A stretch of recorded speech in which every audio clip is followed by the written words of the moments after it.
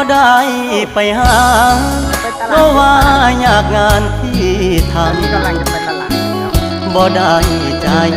ดำยังคิดนำตัวน้องคือเก่า ซื้อเป็นนะครับ บ่ได้เปลี่ยนไปหัวใจอ้ายยังห่วงเจ้าบ่ได้ปล่อยให้เงาเสาร์อาทิตย์ติดงานโอทีได้แต่โทรหาน้องคงจะไม่ว่ากัน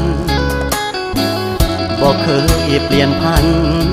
สัญญาหากมันคนดีบ่ได้กักมีกิ๊กบ่ได้เลีกสัญญาที่มีย้อนงานยุ่งอีหลีคนดีอย่าเครียดอายเด้อขอห